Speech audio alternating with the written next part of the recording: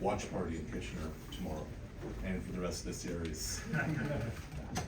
What do you make of all of that and kind of what's going on at home and how much they kind of wrap their arms around you? Yeah, it's been nice. I've had a lot of friends text me about the watch parties or them just gathering around. So the support's been crazy back home. That means a lot, especially from a small town like Kitchener. So just excited for that town. Be back there in the summer, see all my friends, and family. But yeah, no one from Kitchener has made it this far, so it's nice to be a pioneer in that sense. You had a front row seat in 2019 when the Raptors did it, kind of working the media side of all of that. How much did that kind of open your eyes to all of this, and did that kind of light a fire for you about wanting to be on the floor for finals? Always had a fire to be on the floor. Yeah, I didn't need to be in broadcasting to find that fire, but yeah, it was cool to see all the attention that the Raptors got at that time. Be calling the games, between half times or whenever I was doing it. It was just cool to be a fan of the game at that time of the year, and it's even better to be playing. Peter here in the front.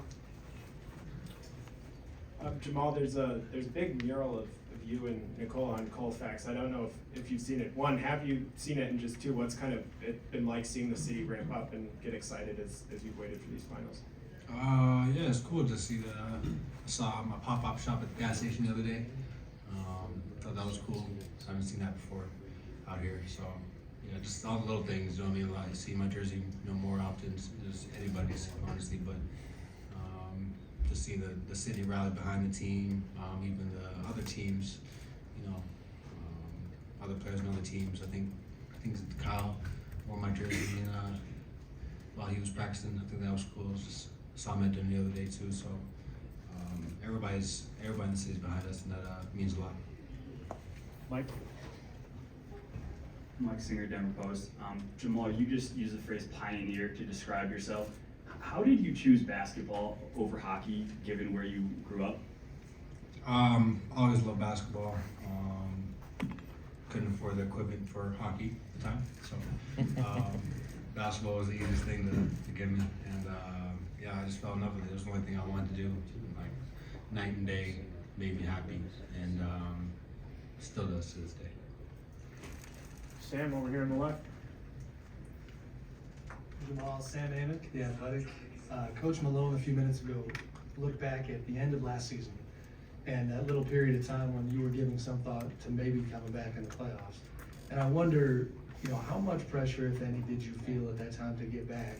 And it seems certainly like the organization stood behind you and let you have your space to make the choice. And because they did that and then it leads to something like this, how much did it strengthen that relationship? Strengthened my knee as well. Right. I mean, but yeah, it was nice to not have, obviously the outside noise would be pressured. Everybody asking if I'm healthy or not at the time, but to have the team, say, it's up to you if you want to come back, if you're ready. If not, it's okay. We'll wait. So that meant a lot, knowing that I was in no rush and I could just focus on my health at the time, and I was still working to get back.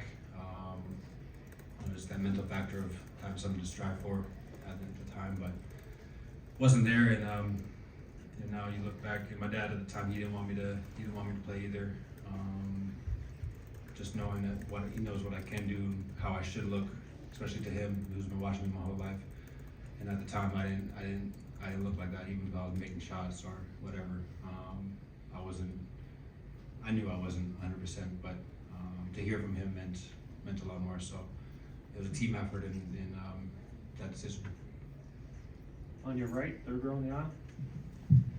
Hi, Janice Fernandez, Local 10 News in Miami. Thanks for having us here. So my question for you is, your whole team had roughly over a week of waiting to see who your opponent would be for the finals. Was this the opponent you were expecting, and did you get to watch the Miami-Boston series? Yeah, watched all the games. It's the best of four. It's the best of seven. So first of four, we didn't know who we were gonna play. We prepared for both, and once we finally knew, it kind of brought us all to ease to be able to prepare, mentally just for the matchups and game plan and all that. So it was a little relieving to see a couple of days ago the result. But yeah, we're excited. Back left. Jamal, how difficult will it be to prevent Jimmy Butler from repeatedly getting to the line in the series? Show your hands. Even stance. It's going to take a team effort, show a crowd. Real verticality, jumping straight up when he attacks the rim. He's going to throw his body at you. He's going to fall on the floor. You just got to stay solid and be as legal as possible. And that's a couple things to touch on. Again on your right, third row. Jamal, Jacob Toby with 9 News here in Denver. Last series, you kind of talked about, dreaming as a kid, hitting big shots, in big moments, yelling bang like Mike Breen. What's it like now to know that you have the opportunity to hit big shots in an NBA Finals setting and to show that, that you are a clutch player at the biggest level? I'll just keep that same mentality, I know there's a lot of need in here and stuff, but, we have 4 wins to go. We can keep that same mind state and stay focused. Can't get relaxed or can't get complacent. I think that's the biggest thing. We're satisfied. We haven't won a championship. So until then, stay in the right mindset and everything will come. Rachel, back right. Jamal, what is the earliest sort of NBA Finals you remember really locking in on as a kid and being like, okay, that's awesome, I want to do that?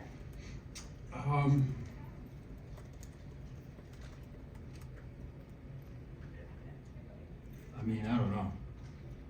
I remember watching LeBron against the Spurs when the Spurs swept in the finals. I remember Miami versus Spurs.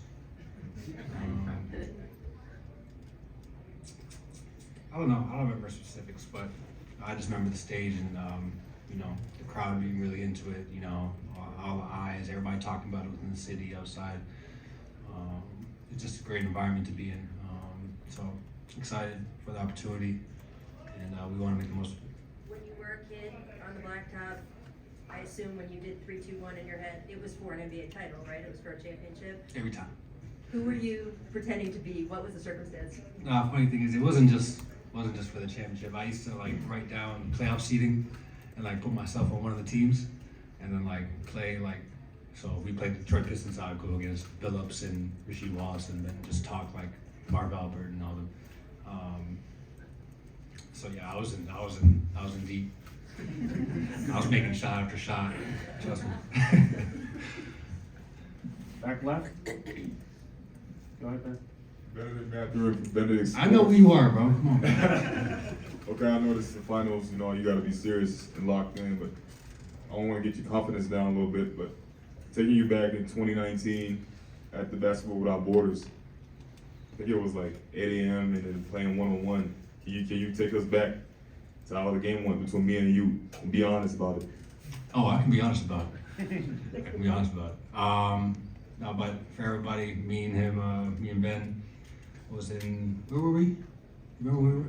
Columbia, yeah, we're in Columbia. Basketball Without Borders. I remember the girls were really good there. Young girls. What? Players. Huh? You're saying it's players, everyone's laughing. Yeah, it's players. I'm talking about a basketball game.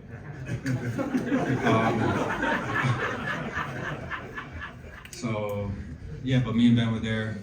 I was coaching him up. He was really athletic, as he is now, jumping over everybody. Couldn't shoot as well as he could now. Developed on his game a little bit. Matured so much. So proud of him as a fellow Canadian. I don't know, we played one-on-one. I think I won, hit a couple step backs, little fadeaways, right? Be honest. I am, that's what I'm saying. It's 4 years ago, bro. I'm gonna take you back a little All right, bit. let's go. Playing one-on-one, and then, we're playing pretty good. I was like, I'm trying to make it, so I ain't trying to have, problems with you or issues. I let you score 2 points, and I scored 2. Guy over here. Then you had 4. Next question. It was 4-2. It was 4-2, and then you started shooting from half court. Yeah. Playing serious. Yeah, I was trying to get your confidence up. I remember that. But I Yeah, won. 'cause I was the older 5-4. one. I got you. I won 5-4, right? I think I was giving you confidence, yeah, for sure. You already be honest, I was being honest. Reset. Thank you. Gotcha. Over, standing on your right. Well, Jim Barry, CBS Miami. The Heat have built their roster in a very unconventional way. They have 7 undrafted players, and I'm just wondering your view, and maybe other guys around the league talk about how the Heat have gotten so far with so many guys that were overlooked by so many others. I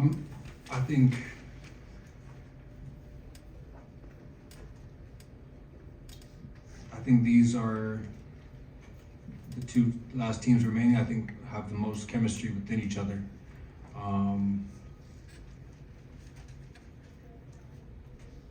Lowry's been a champion. Jimmy's been in the playoffs a ton. I remember we played Jimmy in Minnesota for the 8th seed. I forget what year. I think it was 2018.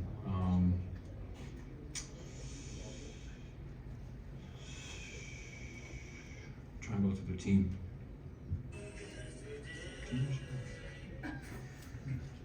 You got Max Strus and Duncan Robinson and Gabe Vincent and Caleb Martin. All these guys were undrafted. Yeah, they can all play. I mean, drafted or not, they can all play. And they play really well. You know, the handoffs that they do, they put us in a lot of actions. The ball's hopping. They're unselfish, looking for the shot, looking for the best shot. They use the whole shot clock. I think they're a very well-rounded team, and they trust each other.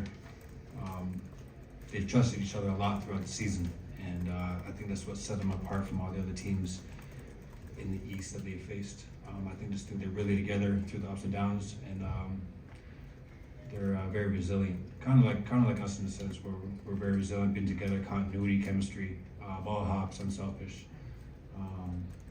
They're more of a gritty defensive team throughout the season, and we're more of an offensive powerhouse throughout the season.